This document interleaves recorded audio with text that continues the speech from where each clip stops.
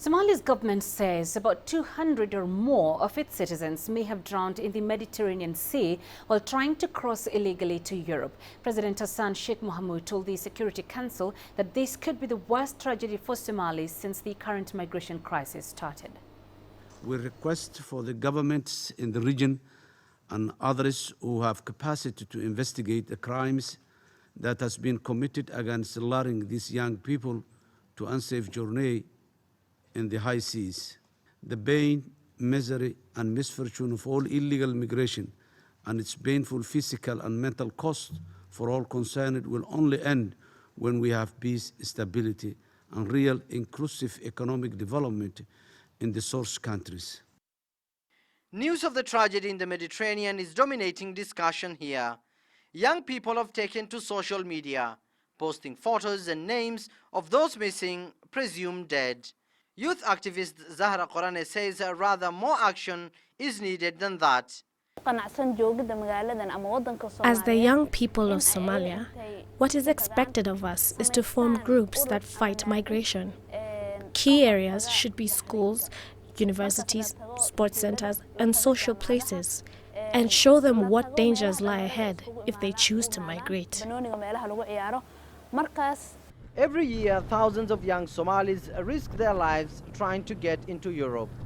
Jobs are few here, and even though security is improving, even graduates struggle to make a living. As in other countries such as Libya and Eritrea, people smuggling is rampant in Somalia. It's well organized and ruthless. There are frequent reports of smugglers overparking boats in the pursuit of more money. Somalia's government says curbing migration has to be a major priority, but there are no easy answers. 75% of our population is under the age of 30, and we realize that an overwhelming majority of them do not have an opportunity.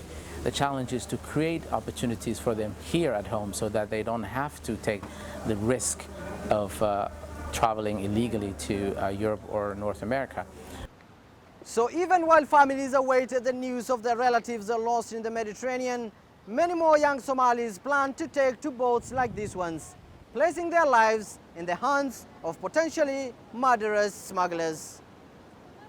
Abdulaziz Bilon, CCTV, Mogadishu, Somalia. Now, some survivors of the boat that capsized off the Mediterranean were ferried to Greece. Let's talk to CCTV's Kevin Osbeck, who's live for us in Athens for more details. Kevin, of course, a large number of people feared dead. What do we know about the survivors? Well, unfortunately, when it comes to this story, there are so many numerous conflicting reports here.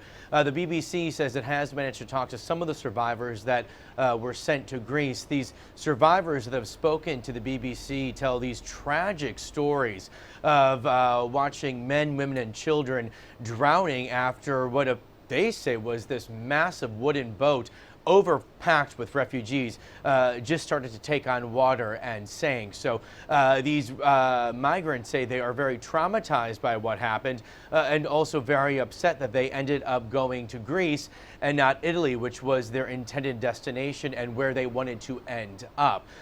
So quite a tragedy here, according to what these witnesses saw. Unfortunately, though, so many European governments say there's very little evidence that this tragedy happened.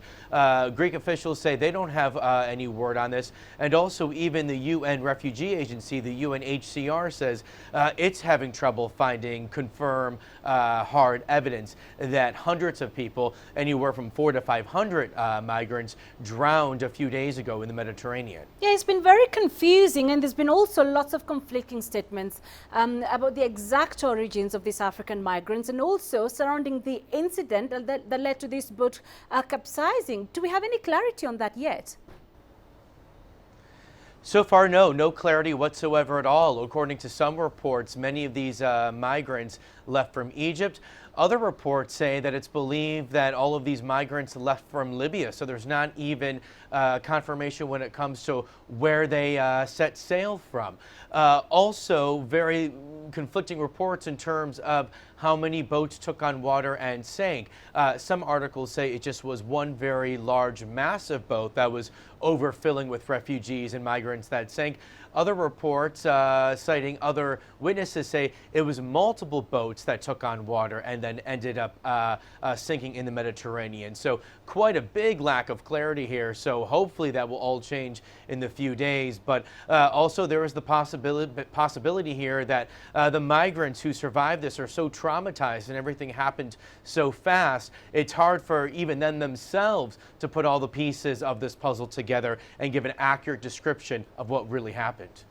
Kevin Osbeck joining us live from Athens. Thank you, Kevin.